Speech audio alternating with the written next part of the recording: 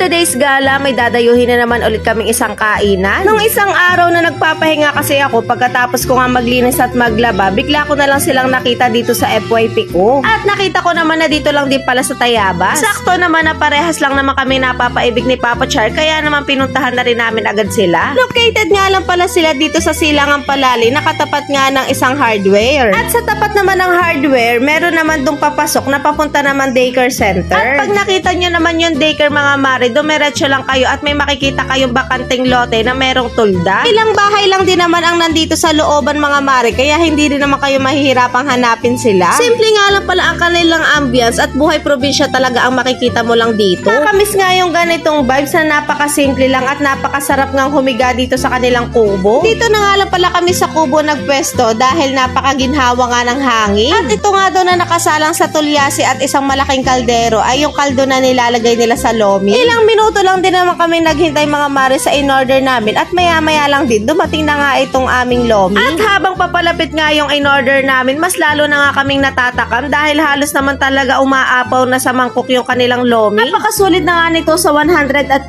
pesos mga mare dahil kita nyo naman sa serving. Mapaliit at mapalaki man ang o-orderin yung mga mare, parehas lang naman sila ng toppings. 100 pesos nga lang pala yung kanilang medium size at yung akin naman ay 50 pesos lang na small size. Gusto nga sana naming orderin yung pinakamalaking size nila ng lomi na 200 pesos lang, kaso naman nagdalawang isip nga kami dahil baka hindi rin naman namin maubos at bawal din naman ito kay nanay. Ilang buwan na rin naman kaming hindi nakakakain nito ni Papa Char, kaya sobrang namiss din talaga namin ang lasa. Bukod kasi sa may pasok na nga si Papa Char, sunod-sunod pa rin naman ang pa-order ko nung nakaraang araw, kaya saktong-sakto din talaga to sa aming pampagod vibes. Kitang-kita ko nga rin sa bawat subo ni Papa Char na sobrang nasabik talaga siya sa loming Batangas. Sobrang natatakam nga ako sa pagsubo ni Papa Char, kaya ako naman ang titikim. Naglagay na nga pala ako sa plato nitong lomi, tapos nilagyan ko na nga ng toyo mansi na may sibuyas. Mapapasabi ka na nga lang ng sarapay. At ito nga yung lasang literal na lutong bahay lang. Namiss ko nga talaga ang lutong loming Batangas at buti na nga lang at natikman ko na nga ulit dito sa may Silangang Palali lang. Tanggal nga ang pagod ko sa buong maghapon na paglilinis at paglalaba ko sa bahay. At napakasulit na nga rin sa amin ni Papa Char ang pagdayo namin dito kahit medyo may kalayuan din sa amin. At sa mga magtatanong naman sa inyo kung sulit bang dayuhin at kung sulit ba ang lasa, syempre naman mga mare, sulit naman lahat. Masaya na lang din talaga kami ni Papa Char sa mga ganitong experience namin at masaya din kaming nasusuportahan ang mga may small business. At napakasulit na rin naman ang lasa niya para naman sa presyo niya. At kung iba-iba man tayo ng panlasa, nakadepende na lang talaga sa atin yung pag-appreciation natin sa mga ganito. Ang mahalaga lang naman kasi sa amin ni Papa Char ay yung mabubusog at masusulitan naman kami sa bawat kinakainan namin. Saktong-sakto lang talaga yung pagkaka-order ko dito sa small size nila dahil grabe na din agad ang busog ko kahit hindi pa ako nangangalahati. Halos ngiting tagumpay nga dyan si asawa at talaga namang simot sarap nga para sa kanya. Halos kasi talaga naubos niya itong mangkok na to na kasing laki na nga ng mukha niya. At nilalasa pa nga dyan ni Papa Char ang pagkalutong bahay nga nitong loming Batangas. Nang matapos na nga ni asawa yung kanyang lomi, nako, bigla na lang talaga siyang natulala. Ay balak pa ata itong takbuhan ako pagkatapos niyang mabusog. Char! Pagkatapos nga rin namin kumain, nagbayad na rin ito agad si Papa Char at medyo napapahimas pa nga yan sa tiyan dahil grabe talaga ang kabusagan niya kanina. Ito nga pala yung sinasabi ko sa inyo papasok at hindi rin naman siya masyadong kalayuan sa highway at ito naman yung sinasabi ko sa inyong hardware. Kaya naman sa mga napapaibig na nga sa inyo na kumain din dito at dumayo, nako, go for it! Char! And yun lang, see you on next vlog.